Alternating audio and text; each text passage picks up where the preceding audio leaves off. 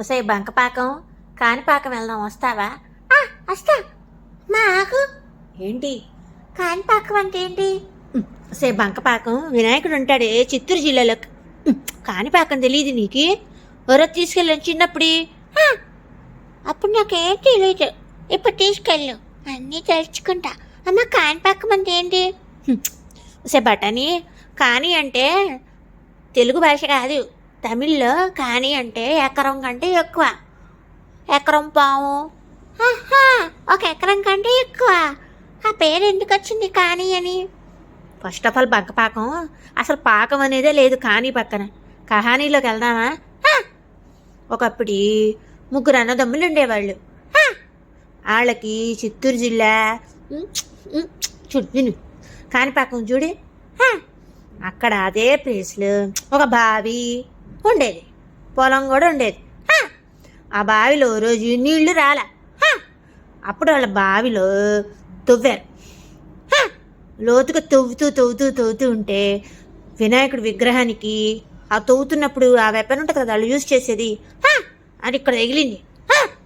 అంతే, blood oozing. అప్పుడు వినాయకుడి ఆ కింద నుంచి పైకి బావిలోంచి పైకి వచ్చాడు. వచ్చినప్పుడు ఆయనతో పాటు నీళ్లు కూడా వచ్చినాయి. గంగా ప్రవాహంలాగా పొంగి ప్రవహించింది. ఆ పొంగటం ప్రవహించటం ఒక ఎకరం పాము వరకు వెళ్ళినాయి నీళ్లు. అదే కాని. తమిళ్ లాంగ్వేజ్లో కాని అంటే ఎకరం పాము వరకు, అంటే ఒక ఎకరానికి మించి నీళ్లు పారాయి. పారకం అదో రకం, మాలోకం వీడో రకం, వాడో రకం. పథకాలు తెలుసు కదా, ఇది పరకం. పథకం పరకం, పథకం పరకం, కాని పరకం అంటారు. కానీ కాలక్రమేణా ఆ పరకం అనే వర్డ్ని పాకం చేసేసారే బంకపాకం. అంటే కాణిపాకం కాదు, కాని పరకం అంటే ఒక ఎకరం పాము వరకు నీళ్లు పారాయి అన్నమాట. చలో కాణిపాకం, జై వినాయక. ఓరి అప్రాచ్యుడా, ఓరి నీచుడా, దుర్మార్గుడా, నీచుకమైన కుట్టె పిల్లిగా, చెమట దద్దమ్మ, పోరంబోకు.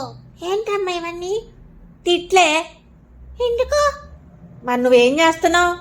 దున్నపోతులకు అట్టగాడిలో పడుకున్న పని పాట లేకుండా వాళ్ళని పోరంబోకులు అంటారు. అదేంటి? ఒకప్పుడు బ్యారన్ ల్యాండ్స్ అంటే ల్యాండే కానీ పనికిరాని ల్యాండ్. నువ్వు ఎలా అయితే పనికి రావట్లేదో, పనికి రావట్లా, వర్క్ చేయడానికి రావట్లా, పనికి రావట్లా, యూజ్ అవ్వట్లా, పనికి రావట్లా. నోరు మూసుకొని పోరంబోకులాగా బిహేవ్ చేయమాకు. పోరంబోకు భూములు అంటే చౌడ భూములు, అంటే పనికిరాని బ్యారన్ ల్యాండ్స్. ఉప్పు కలిసిన నీళ్లులాగా, ఉప్పు కలిసిన మిల్క్ ఎలానో మనం తాగము, అలానే ఉప్పు కలిసిన నేలని చౌడ భూములు అంటారు. పోరంబోకు ఆవడే పోరంబోకు భూములు అన్నమాట. వాటినే చెమట దద్దమ్మ పోరంబోకు అంటారు. యూజ్లెస్ ఫెలో అని. Barren lands. గొడ్రాలను ఏమంటారు? మొన్న చెప్పాను, barren women. Plural women. Women అనకూడదు, గుర్తుపెట్టుకున్నామ్మా, విమెన్. సో గొడ్రాల్ని ఒకప్పుడు చులకనగా చూసేవాళ్ళు. ఎలా అయితే భూములు ఇప్పుడు చౌడ భూములు ఉంటాయి కదా, పనికిరాని భూముల్ని అటు పక్కన పడేస్తారు చూసి చూడనట్టు, దేని పనికిరావు, వేస్ట్ ల్యాండ్స్ అన్నట్టు, బ్యారన్ ల్యాండ్స్ లాగా బ్యారన్ ఉమెన్ అన్నట్టు. కానీ దేనికైనా ఒక రోజు వస్తుంది. సో ఒక ల్యాండ్ పనికి రాకపోయినా, ఒక అమ్మాయి గొడ్రాలైనా వాళ్ళని నానా మాటలు అనేవాళ్ళు. ఒకప్పుడు చిన్న చూపు చూసేవాళ్ళు. అయ్యో, ఇప్పుడు నిన్ను కూడా అంతే. నువ్వు పోరంబోకు, చెమట దద్దమ్మ, అప్రాస్యుడివి కొంతమంది దృష్టిలో, లేజీ ఫెలో అన్నట్టు. ఇందా చెప్పాను చూడు, అక్కుపక్షిలాగా. ఈ చౌడ భూములనే పోరంబోకి.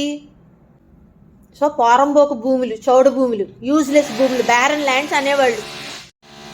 So barren women. So barren women ఎట్లానో, బ్యారన్ ల్యాండ్స్ ఎట్లానో, అలానే చౌడ భూముల్ని ఇలా చెమట దద్దమ్మ అన్నట్టు పోరంబోకు వెధవ అంటాం చూడు, అట్లా పోరంబోకు భూములు అనేవాళ్ళు. అంటే యూజ్లెస్ ల్యాండ్స్, పనికిరాని ల్యాండ్ లాగా అయిపోయింది. నీ పరిస్థితి కూడా అంతే. మరి అప్రాస్యుడు?